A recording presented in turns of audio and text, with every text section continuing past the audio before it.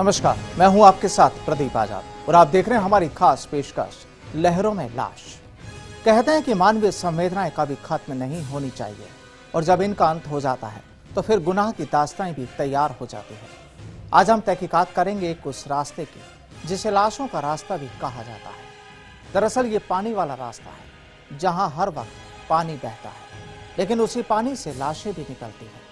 आपको हैरानी जरूर होगी, लेकिन हमेशा बहने वाला पानी अगर लाशें भी उगलता रहे तो जाहिर है कि उस पानी के रास्ते पर गुनाह भी होते हैं, फिर चाहे वो मामला कत्ल का हो, सुसाइड का हो या फिर कोई दूसरा।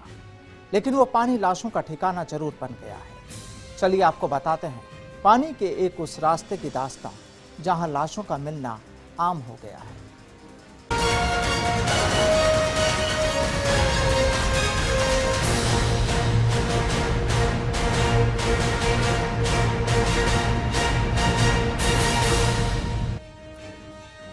लाखों करोड़ों लोगों को अगर पानी मुहैया कराने वाली नहर लाशों की लहर बन जाए तो उसे आप क्या कहेंगे? सैकड़ों किलोमीटर लंबी पानी की नहर में अगर लाशों का मिलना जारी रहे तो उसे आप क्या मानेंगे? और सबसे हैरानी वाली बात तो ये कि नहर में मिलने वाली उन लाशों को आम लोग और प्रशासन आगे की ओर धकेल दे तो उसे मानवीय संवेदनाओं की कौन सी दहलीज पर रखा जा सकेगा? यूं तो सवाल कई हैं और उनके जवाब तलाशना भी जरूरी है। आखिर पीछे से चली आ रही लाश को कोई ठिकाना तो मुहैया कराना ही होगा, लेकिन सवाल यह है कि उसका अंतिम ठिकाना कौन सा होगा जहां उसे पानी से बाहर निकालकर उसका अंतिम संस्कार किया जा सके।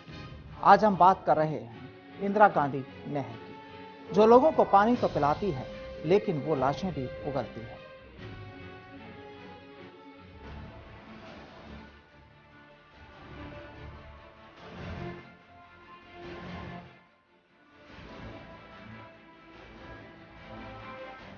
राजस्थान की जीवनदायिनी इंदिरा गांधी नहर मर्डर के बाद शव को छिपाने का एक आसान ठिकाना बन रही है। नहरों में लाश कुछ दिन तक गलने से उसकी मौत की वजह का पता लगाना मुश्किल हो जाता है। पंजाब तथा हरियाणा से इंदिरा गांधी नहर में बहकर आने वाली लाशें हनुमानगढ़, गंगानगर, बीकानेर तथा जैसलमेर जिलों की पुलिस के लिए सिरदर्द बन गई है। सबसे ज्यादा लाशें अंतिम छोर मोहनगढ़ में पहुंच रही है। ऐसे में सरकार को वह स्पॉट ढूंढने चाहिए जहां अपराध को अंजाम देने के बाद शवों को फेंका जाता है।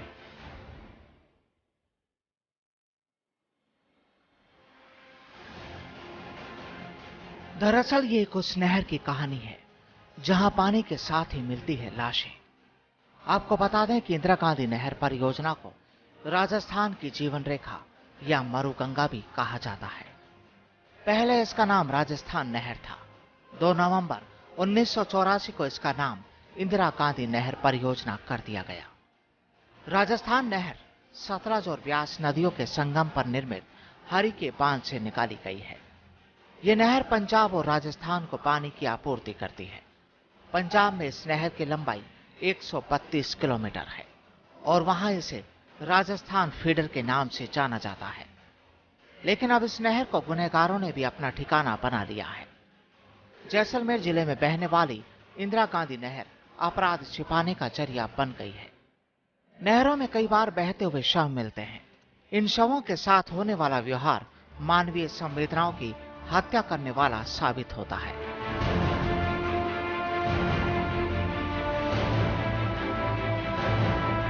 नहर विभाग के कर्मचारी तो नहर में शव को देखने के बाद भी पुलिस को खबर तक नहीं देते और उनकी यही कोशिश रहती है कि उनके इलाके से शव बहकर आगे चला जाए।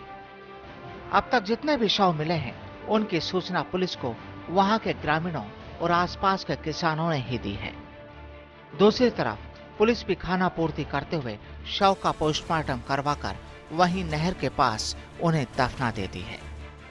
पिछले 5 सालों में जैसलमेर की नहरों में 58 शव बहकर आए हैं, जिनमें से 34 शवों की तो शिनाख्त ही नहीं हो पाई है।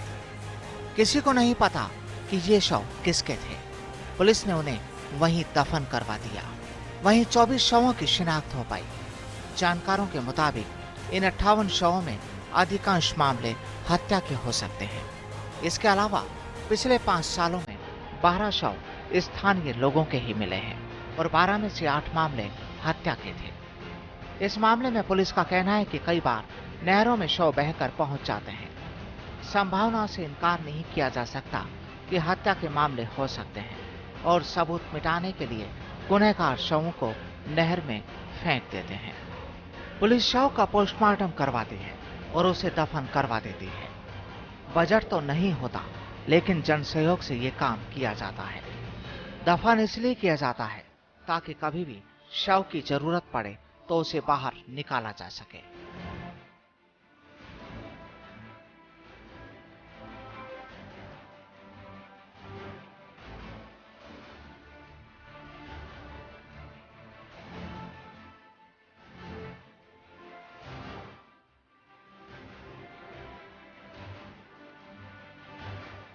जो डेड बॉडी नहर में पाई जाती है तो सबसे पहले तो ये कोशिश की जाती है कि उसका जल्द से जल्द आइडेंटिफिकेशन किया जाए। पहले तो आसपास लोकेलिटी में पता करने की कोशिश की जाती है और अगल बगल जितने भी पुलिस स्टेशन हैं, ज़िले हैं, उनके थ्रू पता करने की कोशिश की जाती है।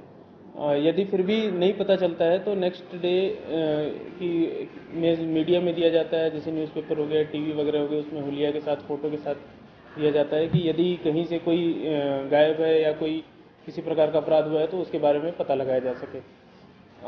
ऐसा करने पे भी अगर यदि नहीं प्राप्त होता है, कोई सूचना नहीं प्राप्त होती है, तो उसको हम लोग 1-2 दिन वेट करने के बाद उसका दाह संस्कार कर देते हैं और पोस्टमार्टम करने के पश्चात उसका विसरा भी प्रिजर्व रखते हैं। विसरा प्रिजर्व रखने का मेन पर्पस ये होता है कि यदि फ्यूचर में आइडेंटिफाई हो तो उस विसरा के थ्रू हमें ये पता चल सके कि ये व्यक्ति वही है या नहीं है। तो अभी तक हम इस पर्टिकुलर प्रोसीजर को अपनाएं।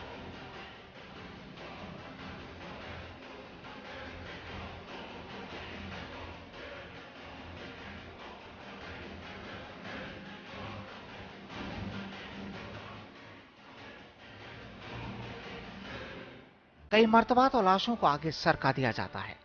नहर में शव बहकर आना आम बात हो गई है। माथापच्ची से बचने के लिए नहर अधिकारी या कई किसान शव को देखने के बाद भी पुलिस को सूचना नहीं देते हैं। वे लाश को कैसे भी करके आगे सरका देते हैं और ये लाशें मुख्य नहर से बहकर माइनरों के टेल तक पहुंच जाती है। जैसलमेर नहर का टेल है। आखिरकार वो शव जैसलमेर के ही किसी अन्य इलाके में निकाले जाते हैं।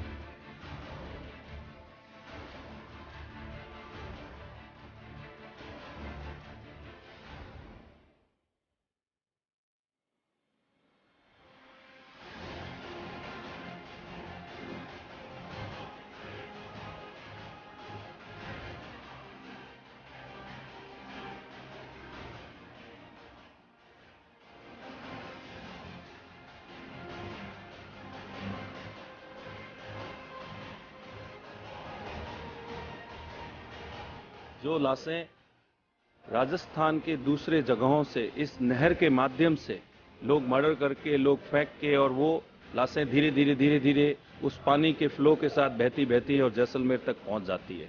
जब वो जैसलमेर पहुंचती है तब जैसलमेर पुलिस प्रशासन के साथ, जैसलमेर प्रशासन के साथ बहुत बड़ी विडंबना हो जाती है कि सबसे पहले तो उस लाशों का शिनाख्त करनी और फिर उन लाशों के हिसाब से क्रियाक्रम करना, और उसके बाद जब वो वापस किसी भी कारण से उनको वापस जो है कागजी कार्रवाई के लिए या किसके लिए उनको वापस दफन की हुई है तो उनको वापस निकालनी, ये एक प्रशासन के लिए बहुत बड़ा हेडेक है। साथ ही साथ ये जनता के लिए भी अन्याय है कि किस तरीके से ये लाशें भेज देते हैं वहां से। शातिर अपराधियों द्वारा हत्या करके लाशें इंदिरा गांधी नहर में फेंक देने के मामले बढ़ते जा रहे हैं। आधिकारिक सूत्रों का कहना है कि नहर में तो हर साल कोई ना कोई लाश तैरती हुई दिखाई देती है। हरियाणा और पंजाब क्षेत्र से बहकर जो आती है, लेकिन कभी ऐसा नहीं हुआ कि पंजाब पुलिस और हरियाणा पुलिस को लापता लोगों के संबंध में सूचना भेजती हो। नतीजा साफ है कि हरियाणा और पंजाब पुलिस अपने सिर पर बला टालने का प्रयास करती है और लाश की अनदेखी करके आगे सरका दिया जाता है और अपराधी हत्याएं करके लाश नहर में बहा देते हैं और बेखौफ कूदते हैं।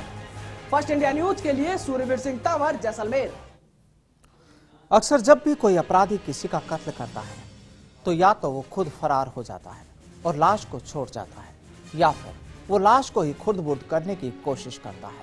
और ये दूसरा रास्ता ही यहाँ अपराधी अख्तियार करता है, जो इस नहर को लाश छुपाने का ठिकाना बना देते हैं। दरअसल पानी में पड़ा शव 7 दिन बाद गलने लगता है।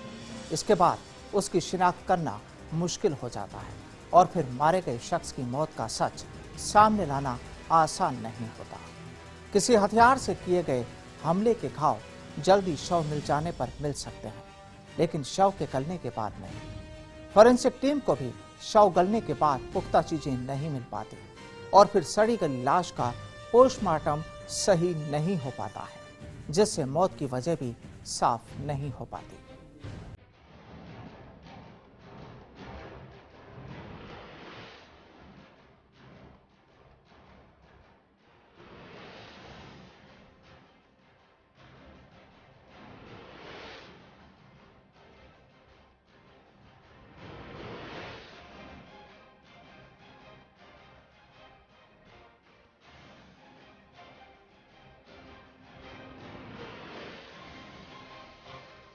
लाशें उगल रही है इंदिरा गांधी नहर। सुनने में भले अजीब लग रहा हो, लेकिन 2500 किलोमीटर नहरी क्षेत्र लाशें उगल रही है, क्योंकि आज तक हमने सुना है कि नहरों में पानी ज्यादा हो गया है या कम हो गया है, लेकिन ऐसा शायद आप पहली बार सुन रहे होंगे। आपको बता दें कि जैसलमेर में 5 साल में 58 शव बहकर आए हैं, जिनमें ज्यादातर मामले हत्या के होते हैं। ऐसे में राजस्थान के कई जिलों में ऐसे मामले सामने आते हैं, जो एक सोचने का विषय है।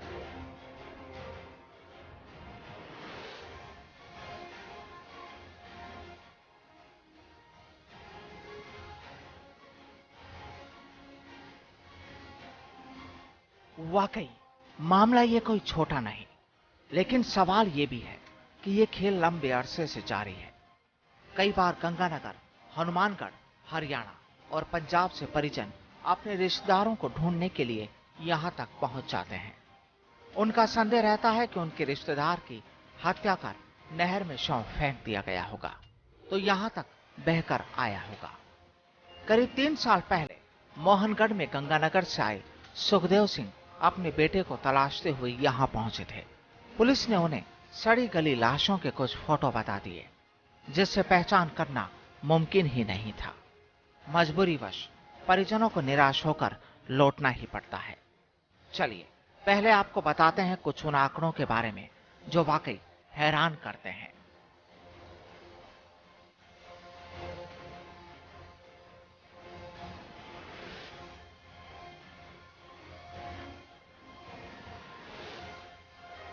यहां साल 2012 में 19 शव बरामद किए गए, जिनमें 11 की शिनाख्त तो हो गई, लेकिन 8 लाशों को गुमनाम मान लिया गया।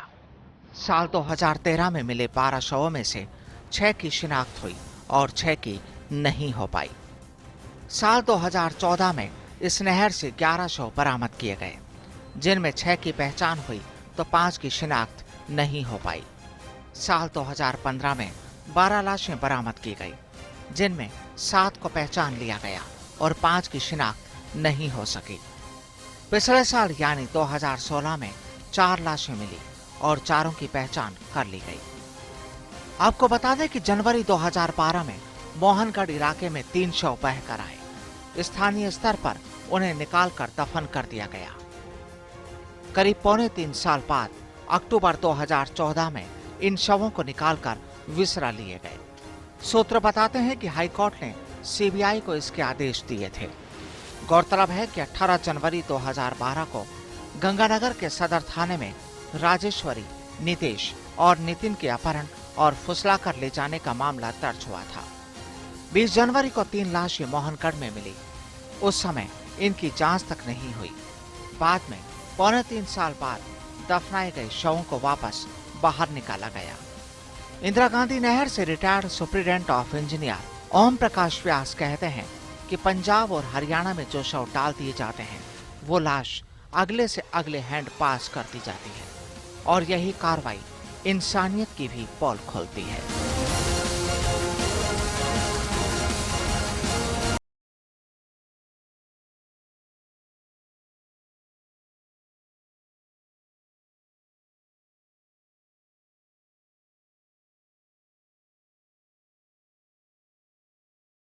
में हेड हैं अलग अलग, जिस हेड पर डेड बॉडी दिख जाती है तो वहाँ के लोग उसको देख करके डर से जाते हैं। एक उनके लिए अजूबा सा बन जाता है कि अब इसका क्या किया जाए, क्योंकि हर हेड के नज़दीक में पुलिस चौकी होती नहीं है, हर हेड के पास में हॉस्पिटल नहीं होता है जहाँ कि पोस्टमार्टम किया जा सके।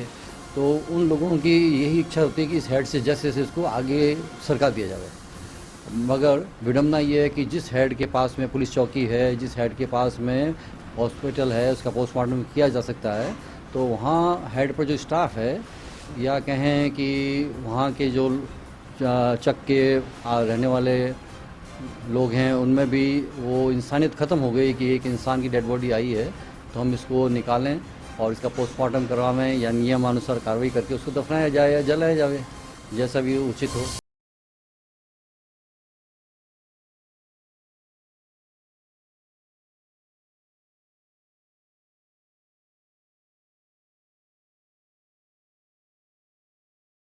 लाश में एक नहर ने 30 से भी अधिक लाशें उगली थी। इनमें से करीब 1.5 दर्जन शव तो महिलाओं के थे। ये हैरत भरा वाकया इंदिरा नहर में एएनएम भंवरी देवी की लाश तलाशने के दौरान का है, जिसमें भंवरी की लाश तो बरामद नहीं हो सकी, अलबत्ता 30 से भी अधिक अन्य लाशें जरूर मिल गई, जिनकी पहचान भी हो पाना मुश्किल भरा रहा। तो फिर सवाल ये कि आखिर लोगों को पानी मुहैया कराने वाली इस नहर को क्या लाशों के सफर वाला रास्ता भी मान लिया जाए?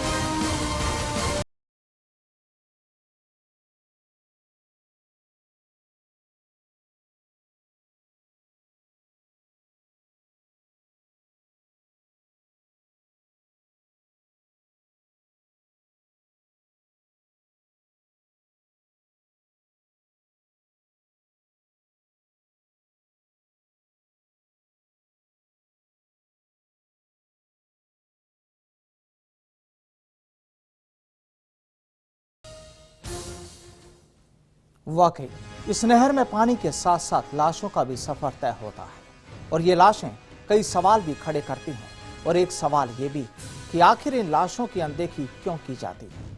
बहरहाल अभी तक आपने देखा जैसलमेर इलाके के हालात, आगे आपको बताएंगे श्रीगंगानगर से मिली तस्वीर और आपको बताएंगे कि यहाँ भी मिलती है लहरों में लाशें। लौटते हैं बस छोटे से ब्रेक के बाद।